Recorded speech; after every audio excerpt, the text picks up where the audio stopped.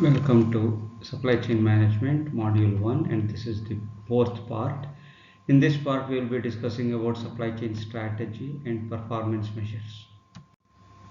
This PPT has been prepared by referring various internet sources, videos, notes, and exclusively used for the purpose of education.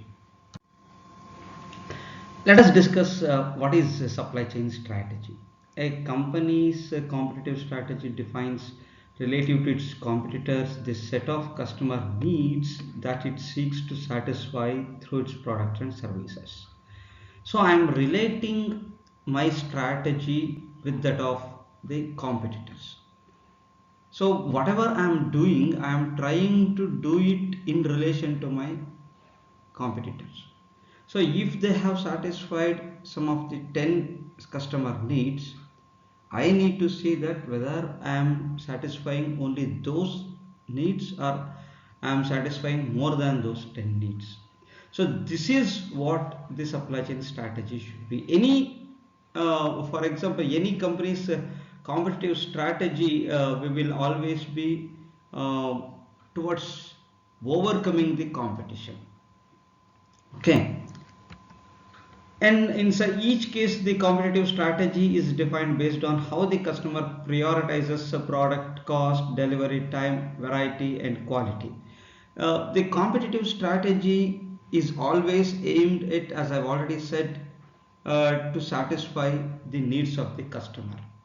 And the customer will be looking at various parameters to measure whether to go with competitor's product or my product. See, some of the parameters could be, say, product cost, delivery time, product variety, quality, performance. It could be many other parameters. Okay. A firm's competitive strategy will be defined based on the customer's priorities. So what customer wants, based on that I will be fixing my competitive strategy. It's not that if customer wants some, say, ABC, if I give him XYZ, he may not be knowing what it actually means. See, for example, let me take mobile phone. Mobile phone, its primary characteristic or primary feature is to speak. Then comes the camera and other features, apps and other OS and other features.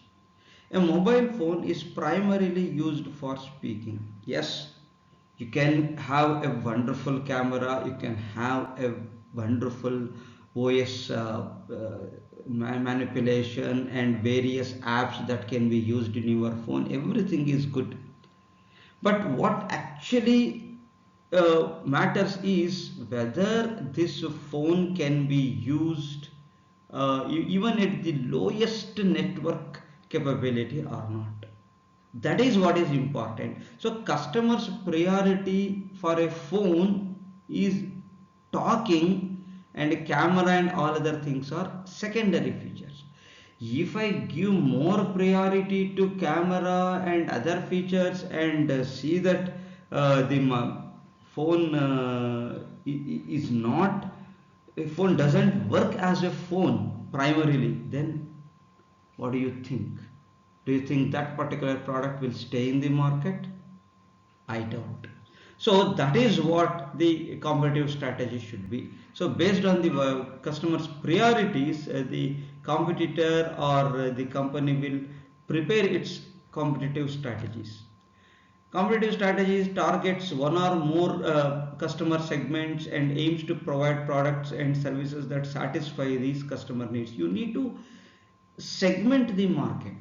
You cannot have similar product for all segments. Remember, what do you mean by segmentation? I may have to divide the market based on the age group, based on the gender, based on the region, based on the language, based on the religion. based on their choices, based on their culture, based on their nationality. This is what is termed as segmentation. If I want to open a hotel, and if I want to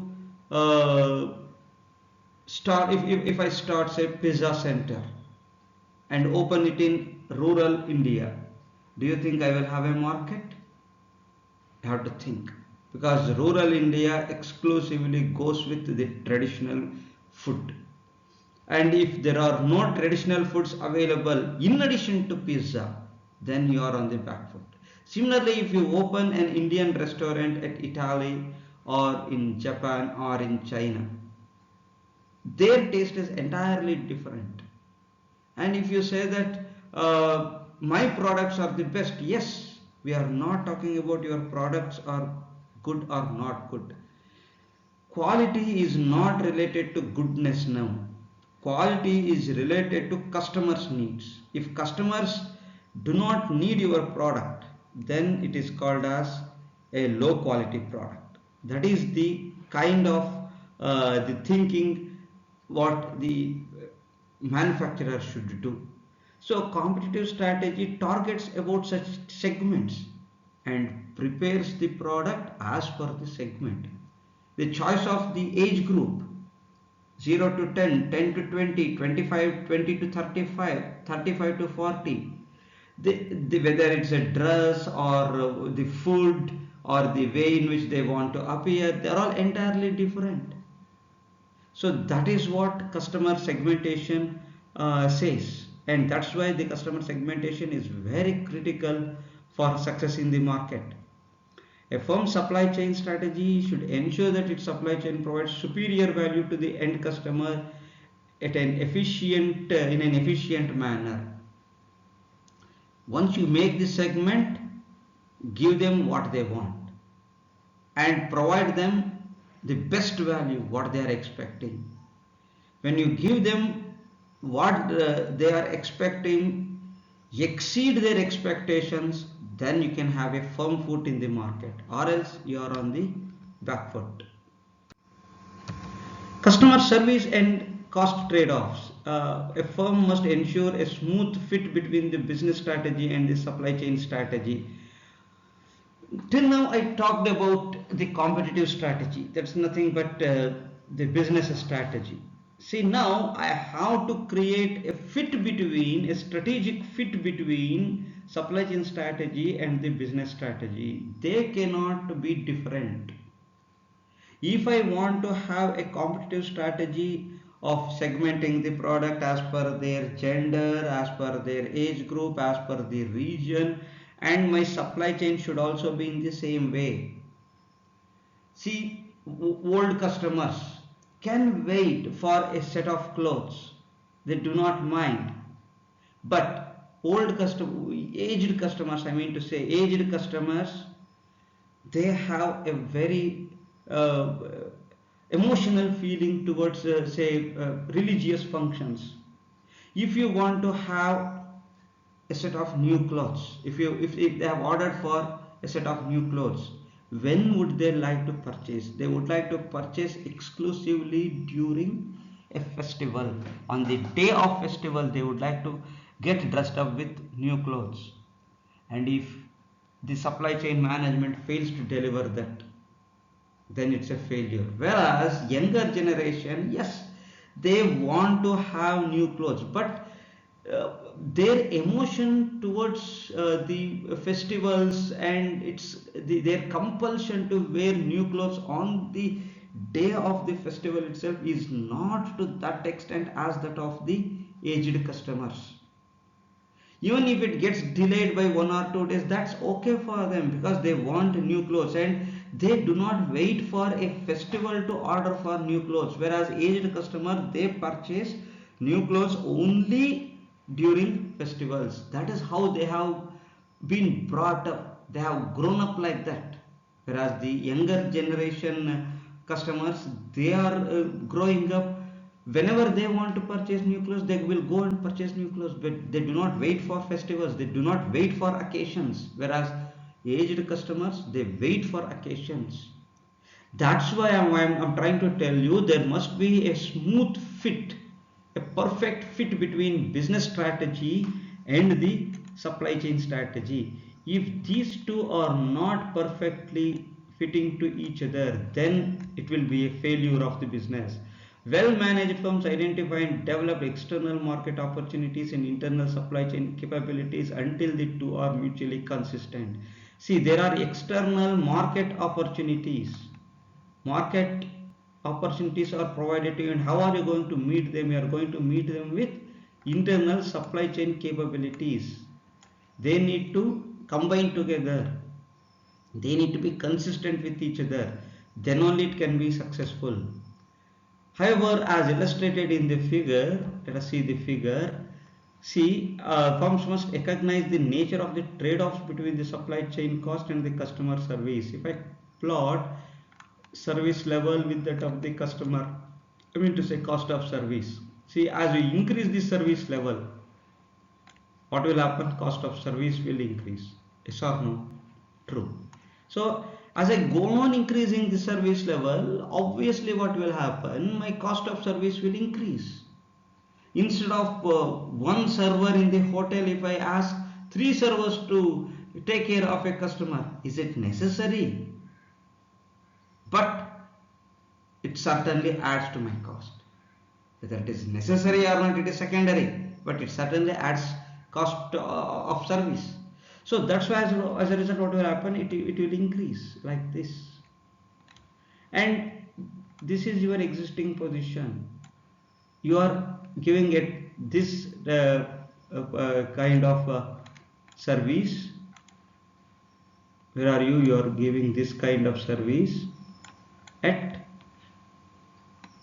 so this is the service, sorry, this is the service, and this is the cost, and this is the cost versus service line.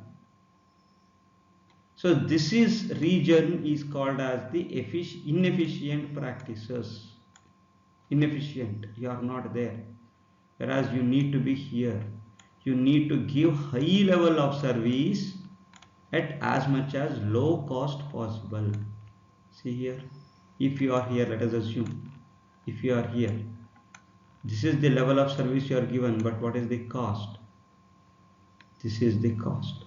At a lower cost, you are giving higher service. This is what is necessary. That is why it is called as efficiency frontier. And you need to be on the lower side of the efficiency frontier. This side is the efficient front. This side is called as the inefficient front. So don't be in this region. You be in this region. For example, a firm may choose to provide lower service levels at lower costs, higher level service at higher costs. But is it possible to give high service at low cost? That is what expected. That is what is necessary in order to cut costs. But any firm that gives high service at low costs, wonderful. But if a company gives low service at high costs, it's a failure. You are unnecessarily wasting your resources. Your service level is very low, but your costs are very high. But what is expected is you have to provide higher level of service at low cost. But is it possible? Even though it is necessary, you have to plan it in that way. The demand and price that company commands in the market are the function of customer service. Demand and price are normally what will happen, as the price level decreases, demand will increase. Yes or no? True, right? See, for example, if the commodity starts reducing, the price of the commodity starts reducing, say for example, all of a sudden the car showrooms, manufacturing companies have slashed the cars prices by say 50,000 rupees, or say 40,000 or 60,000 rupees, then what will happen? Automatically the demand for the product will increase. Why? Customers would like to encash that. would like to take advantage of that. If the gold prices reduces, people will move towards jewelry shops. If the vegetable prices reduce, people will go to market and purchase, instead of 1 kg they may purchase 2 kgs. But that doesn't say that just for the reason price has reduced they won't purchase 10 kgs. That is called as inelasticity of demand. There is another concept called as inelasticity of demand. So the revenue response to customer service level is usually found to be S-shaped curve. How does it appear? It appears like this. There is a minimum threshold level of service that is very much necessary. You go to a hotel, what is expected? Immediately a server should come, keep a glass of water and ask what is that you want. For example, if you go to a hotel, nobody turns up, or even after 15-20 minutes. Would you like to go to such hotels again? No, I don't want to. So as a result, what will happen? There must be some threshold level. As a result, at that service level there will be some amount of cost has to be invested, and obviously I will generate some revenue. See, if I have this much of service level, there will be this much of revenue, and as the service level increases up to this level, say, it keeps on increasing drastically. But after some time, what will happen? After at a particular junction, after some service level, even if the service level increases, the revenue won't increase, and in fact it may start even decreasing also sometimes. That's what I was giving an example of. See, you go to a hotel, one server comes, keeps the glass of water, goes away. In another 2-3 minutes another manager comes, takes the order, goes away. 10 minutes you wait, your food will be served. Yeah, that is the minimum thing expected. Instead, you go to a hotel, instead of taking 10 to 15 minutes, if the food is served within 5 minutes, high quality food, hot food within 5 minutes, very happy, you are delighted. Oh, this is a great hotel, right? So this is the level of service. So instead of 5 minutes, if you go to a hotel, within 1 minute the food is ordered, and the hotel expects you to move out of the hotel within 20 minutes, 30 minutes. What is the kind of service level you are giving there, you are expecting there? Will you go to such hotels? No, we go to a hotel so that we can spend some leisure time there. We want to sit, we want to chat. So if the food is served very quickly, then also it's a headache for us. Oh, why did he serve so quickly? We could not spend some time in the hotel. That also we will start complaining. Yes or no? So that is why sometimes what happens, if the service level is very high, it may be detrimental to the organization. So that's what also we need to take care of. Even if you go beyond that service level, your revenue may not increase, or it may start decreasing. That's why till certain point service level is necessary, beyond which it's not necessary. It will be optimal for a firm to operate at a specific level of customer service. That is why we have to strike that balance where they are crossing each other. See, till this point it increases, beyond that there won't be any increase in the revenue. So see here, that's what, when I combine these two curves, the profit contribution increases, beyond which profit contribution reduces, because you are spending more, because your service level is increasing, service costs are increasing, but revenue is not increasing because it is unnecessary. You are giving the service even though it is not asked for. As I said, it may be perturbing, it may be disturbing for the customer. That's what you need to think of. From a supply chain perspective, customer service consists of following four dimensions: order delivery lead time. What is order delivery lead time? Order delivery time is the time taken by the supply chain to complete all the activities from order to delivery. What does that mean? I have placed the order, and how much time does it take? That's what I need to calculate, and that is termed as order delivery lead time. That is the total time taken by the supply chain to complete the activities from order to delivery. If we aggregate all the four lead times, what are those four lead times? Source, getting it from the source, preparing the components, assembling, and then delivering. Four stages of the lead times.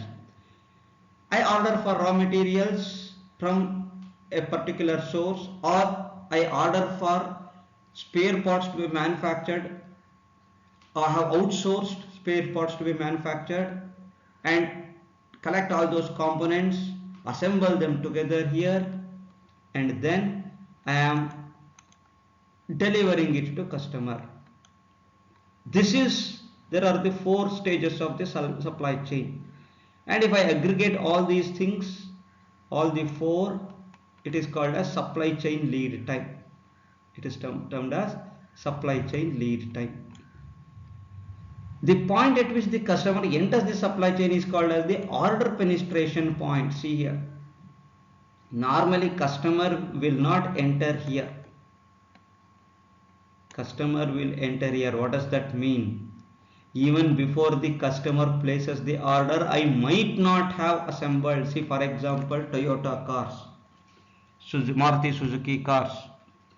They are not ordering for the components, they are not ordering for the raw materials after the customer places the order. Only Rolls-Royce car does like that. Rolls-Royce car, if you want to have a Rolls-Royce car, you need to place the order, and they start procuring the including the components. They start procuring only after the customer places the order, because they are all custom made cars. There are no general cars available from Rolls-Royce. You need to order them, get it done as per your requirement, and that's why they even order the components once you place the order, after you place the order. But normally all other manufacturers, they enter the customer order or the customer enters the supply chain, and then the assembly of the product begins. When the assembly of the product begins, and then delivery of the product takes place, it reaches the customer. The point at which the customer enters the supply chain is called as the order penetration point. After the order penetration, all activities do not face any uncertainties. That's what I'm trying to tell. See here, from this point onwards, there are no uncertainty, but till this point it is uncertainty. You have ordered for the components, you have got the components done, but you are not sure whether customer will place the order or not. There uncertainty. That's why this is called as push. This is push. Whereas here it is, once the customer places the order, then you are starting. It is called as pull, which we have already explained. Right? There are essentially three types of the customer supply chains characterized by the customer order penetration point: to make to stock, or make to order, or configure to order. Let us see one by one. See, MTS, make to stock. What is this make to stock? You have got everything done. The product is ready. You just go to the shop, purchase it. That's all. What are the examples? Hotel and other service industries. There, you see, many a times they would have prepared the food. For example, see, you order for lunch. You mean to say that he will be preparing the lunch, then he will be preparing the rasam, he will be preparing the vegetable curry, then he will be preparing the chapatis, then nothing, everything is ready. He just even many hotels would have arranged them. They just give it to you, that's all. So this is MTS, make to stock, right? Take for example the education institution, everything is ready. Lab equipments are not procured after the admission takes place. Lab equipments are ready, everything is kept ready. Teachers are ready, recruitment is not does not take place after the students take the admission. No, everything is ready. Next is MTO. What is MTO? If the customer gives enough time for the manufacturer to carry out the complete set of operations after placing the order. It is in the MTO industry. Automobile industry, it may be between CTO and MTO. Rolls-Royce is one such example I have already said. Automobile industry could be between CTO and MTO, but Rolls-Royce does it like that. After the customer places the order, everything starts happening. So here the customer places the order, then raw material will be purchased, components will be prepared, assembly takes place, and then the delivery takes place. Okay. Then comes CTO. What is CTO? Configure to order. Examples: PCs, furnitures, electronics industries, these things. What do they do there?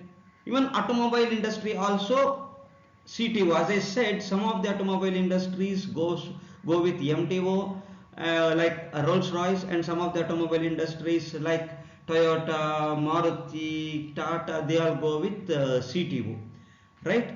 What do they do here?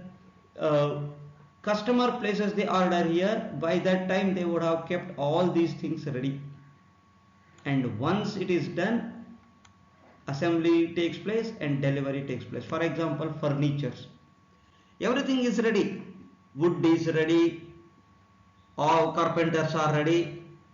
Once you place the order for a particular design, your job is ready. Tailor, cloth is ready. Once you select the design, then he starts stitching, then he delivers. That is CTO, configure to order. So here he is configuring your order. He is trying to meet your requirement as per the requirement, as per your requirement. Okay. So these are the three different types of supply chains that's normally practiced.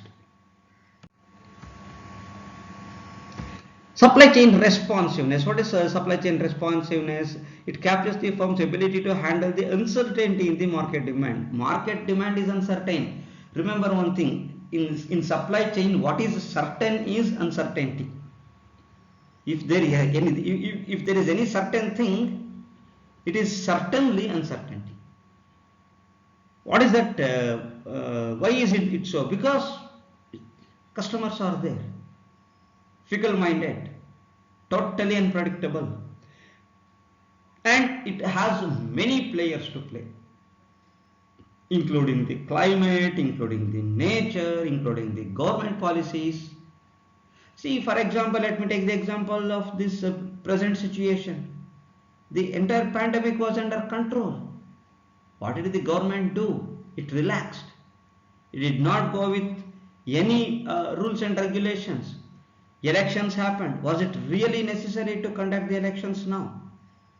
They could have postponed it by another 6 months. What would they have lost if they had postponed the elections by another 6 months? Because the corona count was not yet zero. It was reducing, of course. It was under the control. Election rallies, lakhs of people. One party assembles 1 lakh members, Another party arranges 2 lakh members. It's a pride thing for them. But who is going to suffer now? We common man, we common people. We are suffering now because of them, because of the government policies. We are suffering now. Nature is playing its role. It is spreading. Corona is spreading like anything. So, as a result, what will happen? People again they are foreseeing the lockdown. What we had in the last year, the trauma of lockdown. It did not affect the upper middle class or the rich class to a great extent. They had money. It affected the lower level and the lower middle class to a great extent. Many of them lost jobs. Many of them did not get their salary properly. When that is the case, obviously demand will be uncertain. And how we respond, how we handle this demand, that is supply chain responsiveness. Based on the nature of the demand uncertainty, products can be classified as functional products or innovative products. Functional products are basic needs, grocery, medicine, vegetables, fruits. I cannot do away with them. I need to have them because they are necessary for me. They are my basic needs. Whereas fashion, automobile, technology are the basic needs. I don't think so. Maybe two-wheeler, maybe it's a basic need, but not a four-wheeler for sure. Four-wheeler is still a what should I say? It's a want. It's not a need. It is evident that functional products need efficient supply chains while innovative products need responsive chain. Now the difference between supply chain and the responsive chain. Supply chain ensures that the products reach the customers on time because you cannot wait. Because they are basic needs. You go to a grocery shop, you want sugar, you want salt, you want dal, you want rice. It is necessary. And you are not expecting any variety over there. It's not an innovative product. Whereas innovative products, you are expecting some variety there. Fashion, you go to purchase a cloth, you want variety. It's not that anything is there I will purchase. Is it like that? No. If not X, I will go with Y. If not Y, I will go with Z. Something I will choose, whatever I want, because I want variety. That is termed as responsive chains. Innovative products go with variety. Supply chains go with the delivery time. That lead time must be made zero. Delivery lead time may be zero. That is what is necessary for a functional product. That is what is necessary for a supply chain. Whereas a responsive chain, delaying or on time is not important. Variety is important. I am looking at a particular type of clothes. I am looking at a particular type of vehicle. I am looking at a particular type of TV. And I want that only. I go to purchase a PC, a laptop with a particular configuration. And if it's not available, I am ready to wait for another week or even 1 month. I am ready. Is it a basic need for me? And moreover, I am going to order such things well in advance. It's not that I want a PC now and I go to a PC store and get it. No, it's not like that. I go to prepare tea and I start boiling milk and it goes wrong. It gets spoiled. What do? Okay, I will order for milk and I will let it come tomorrow or day after tomorrow. Do I wait like that? No, immediately I go to market and get a packet of milk, get 1 or 2 liters of milk so that I can have tea now because I want tea now. I want to have milk now. This is what is termed as functional products.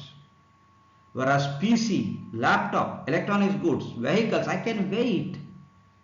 If not this week, next month, I am ready to wait. Many a times we will wait for 6 months. For example, Tata Nexon electric vehicles, the waiting time is 6 months. People are ready. People are waiting. They have got orders for next 6 to 8 months, but people are ready to wait. Two-wheelers, electric vehicles, 3 months, 4 months is the waiting time. They are ready, they are waiting. Why? Because it's a fashionable, it's an innovative product. It's a luxury. It is not a need. It's just a want. Even without vehicle, I can still manage things. If it is there, yes, it makes my life easier, but it's not a need. It's just a want.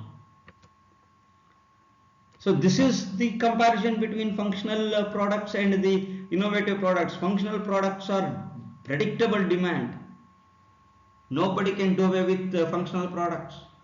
They want to have grocery, they want to have vegetables, they want to have fruits, they want to have medicines, they want to have milk. But is it that they can't do away with such innovative products? Electronics, PCs, luxury clothes? No, they can wait. Product life cycle, that's what here is. And rice remains rice. There won't be much change. Product life cycle more than 2 years. Wheat remains wheat. Besan remains besan.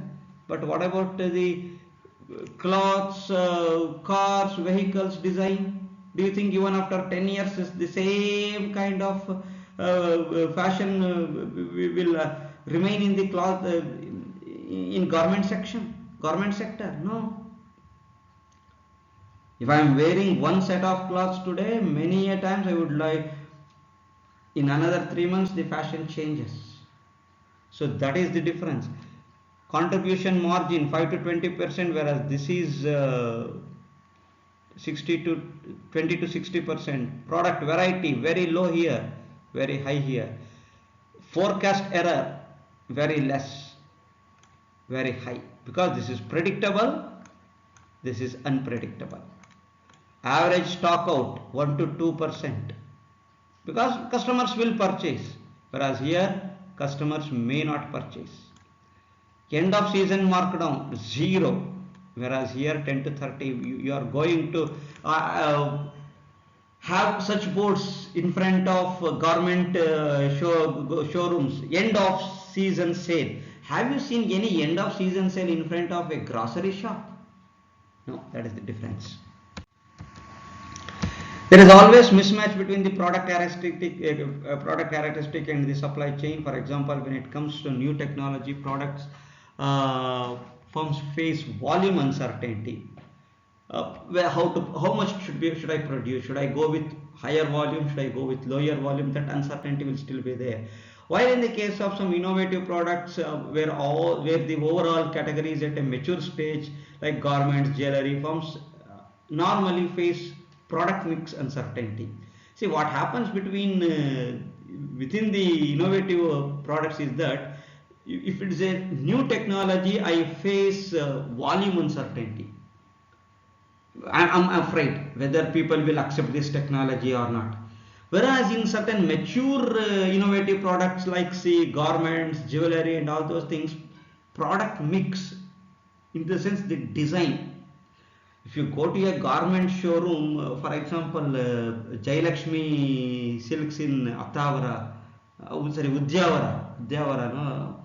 near Udupi, how many types of jewelries cloths are there? Horrible. It's a wonderful thing. Abharan showroom in Udupi, wonderful, really.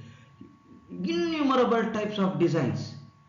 We just can't, in spite of that, we can't decide which one should be purchased. In spite of so many designs, people still come out of the shop telling that my likings jewelry or my likings cloth was not there. Haven't we seen? We have seen. So that is why people face product mix uncertainty there. See here, highly efficient supply chain. This matrix will make it clear. With functional products, yes, there is a perfect match between highly efficient supply chain and functional products. But there is a mismatch here between innovative products and supply chain. Supply chain is not expected for a innovative product. Timings is not important for them. On-time delivery is not very important for them. For them, the variety is more important. That's why see, for innovative products, responsive cycle supply chain, perfect match should be there. Whereas here it could be mismatch, that doesn't matter. Delivery reliability. What is delivery reliability? Measures the fraction of the customer demand that is satisfied within the promised delivery lead time. I have promised him to deliver it in 1 week. I have to meet that. If I do not meet that, I am not reliable. Those who are operating in MTS mode, that doesn't matter, because you go to a hotel, it is served. It is expected to be served in 10 minutes, 15 minutes. Yes, that's okay.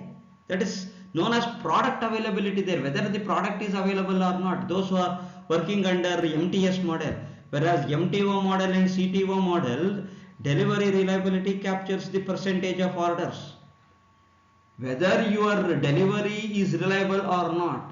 For example, CTO model, you have ordered for a furniture and the carpenter says, I will deliver it in 1 week. You go to a tailor, he will say that I will deliver your products in 1 week. Does he meet those things? I have not seen any tailor meeting that. You go to a tailor, after he says 1 week, and after 1 week if you go, 1 day, tomorrow I will give. He will never say your product is ready. Take very few tailors, but in my experience I have not seen any tailor like that. There, if it is CTO or MTO model, it is not the product availability, it is the delivery lead time which is very critical. In the MTS model or MTS business, the firm has to keep the high inventory as it has to offer high levels of service, because many customers turn up. At peak time, say lunch time, people prefer to have lunch. Normally very few customers would like to eat a dosa or a idli or any pizza or chats. Normally they would like to prefer to eat lunch. So that is what is expected there, and you need to offer high levels of service there, and that's why the high level of inventory is necessary in MTS model. Whereas in CTO and other, you can have higher level of inventory, but you need not have to have higher level of products, because the customer will enter the supply chain after 2 stages. Then the assembly begins, delivery takes place. So that is what is termed as delivery reliability. Okay, so delivery reliability is more important in CTO and MTO business. In MTO, in addition to delivery reliability, I also need to have a slack capacity in the entire system if they want to offer high delivery reliability. What is that slack capacity? MTO business, what happens? It starts after customer places the order, right? He places the order, and then the delivery takes place. So that slack capacity means I need to have an extra capacity. Slack, even in your computer you will have that slack files, right? Slack files, what is it? It's an extra space.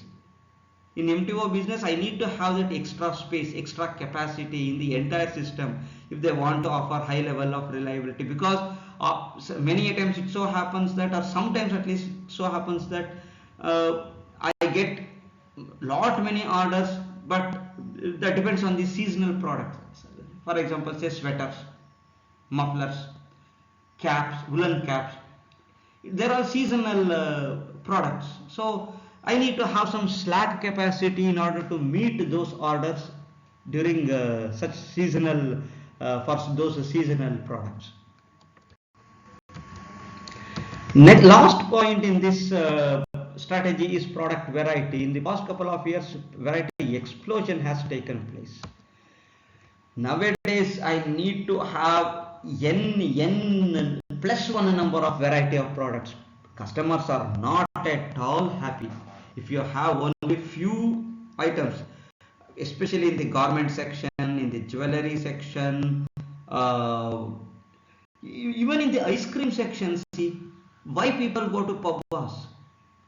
Even though I have the same at the Hampankatta, same ideal this one retail shop, people still prefer to go to pubs, not the ideal cafe. Reason is very simple: more variety at pubs. I asked many people. I have asked. It's very convenient now to go to Ideal Cafe at Hampankatta. Why should I go to pubs? The immediate answer is you don't have that much variety of what you have at pubs. So this is the variety explosion that has taken place. So you need to meet their requirement as closer as possible. For example, automobile sector changes the models every 6 months. Earlier, 10 years, 20 years, there was no change in the model. Ambassador for 50 years, the same model. Maruti 800 started in 84 till 2004, same model. Later they changed. Why? Customer affected. Right? But nowadays, every 6 months, new model comes into picture. In general, while designing new product, firms need to keep supply chain issues in mind so that they can offer high variety at a reasonable price. That is very, very important.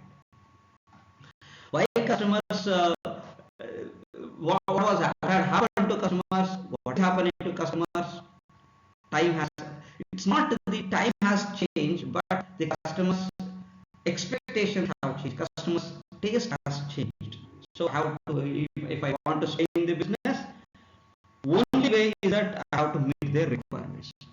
We need to give them higher variety at a reasonable price. Next is supply chain performance measure. Till now, we discussed about the supply chain strategies. It could be responsiveness, it could be delivery lead time, it could be product variety. So many MTO models, CTO model, MTS models. These are all the various strategies that I can adopt in supply chain in order to improve my business. Now comes the supply chain performance measures.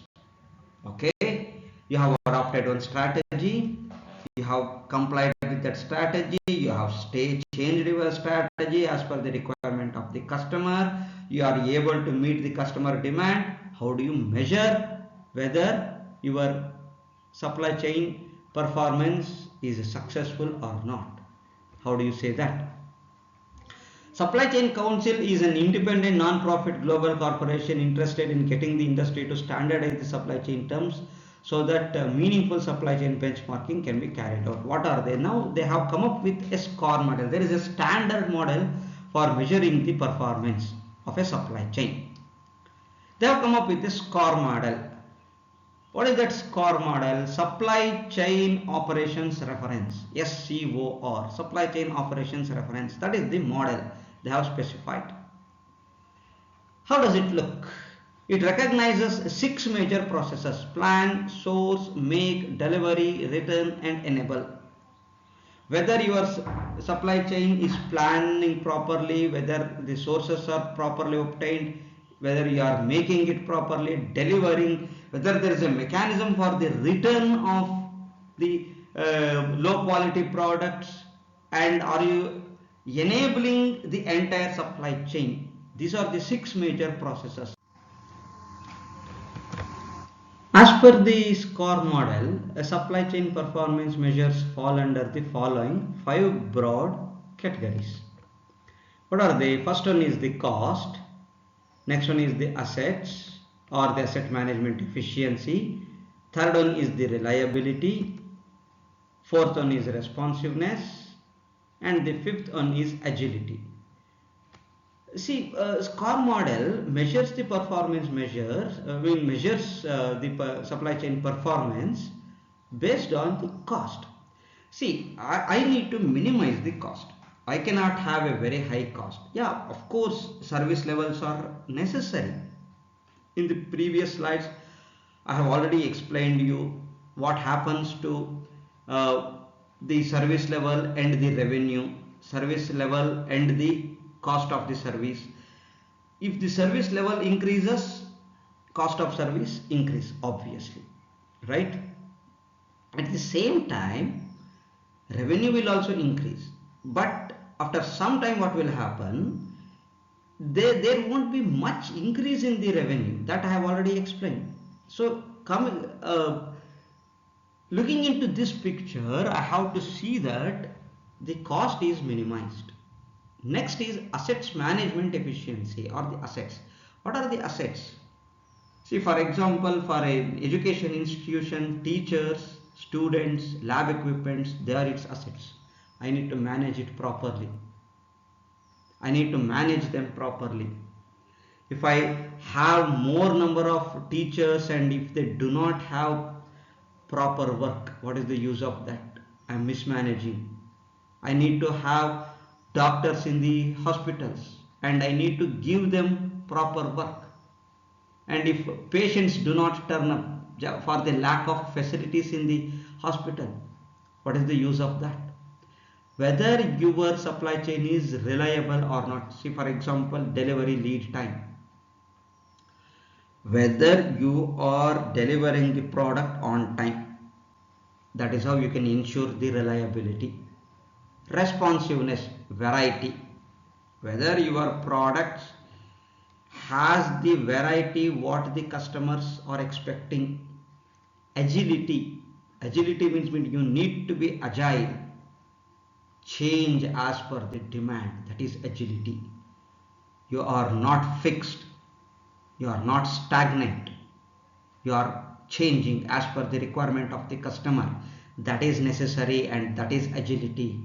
So SCOR model measures the performance of a supply chain and it expects the supply chain to minimize the cost, manage the assets properly, to be reliable, to be responsive and also to be agile.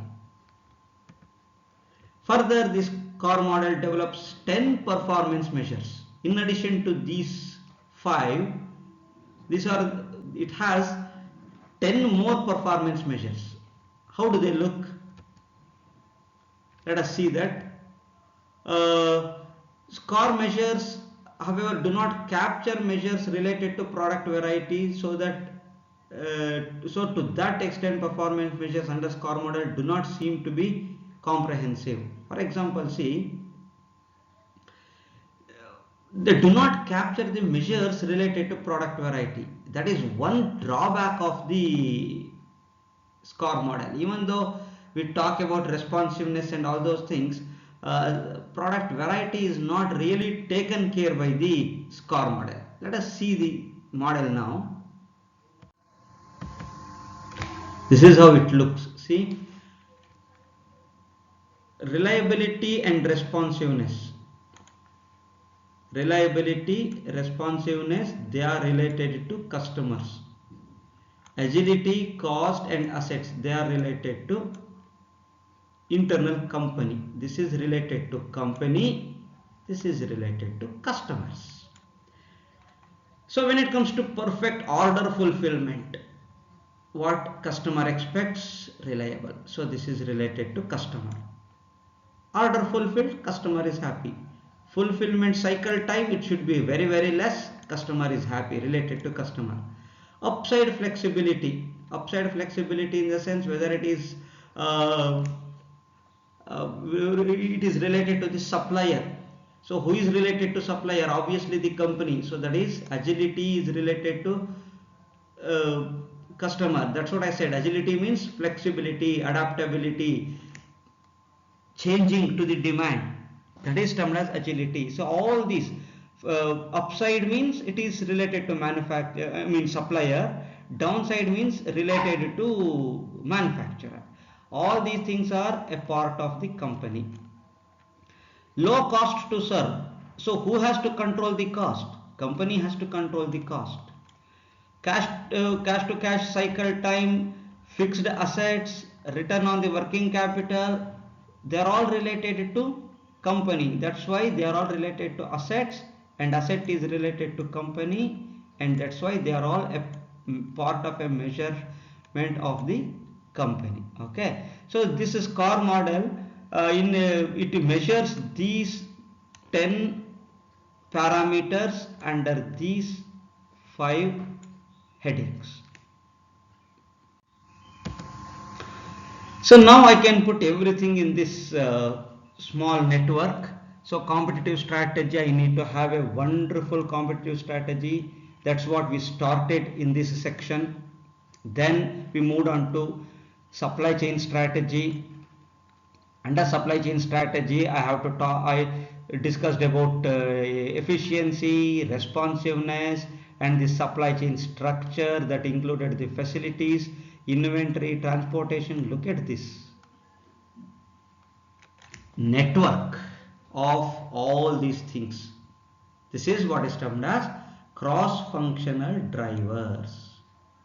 That's why in the first class itself I had spoken of whether it is supply chain management a proper name. Is this supply chain management, supply chain a proper name? Why it is not supply network? Why it is not supply web? So it looks like a network, it looks like a web, interconnected, crisscrossed between everything. Okay, so supply chain performance measured under all the entire thing. This framework explains all, right? So I cannot take anything leisurely here.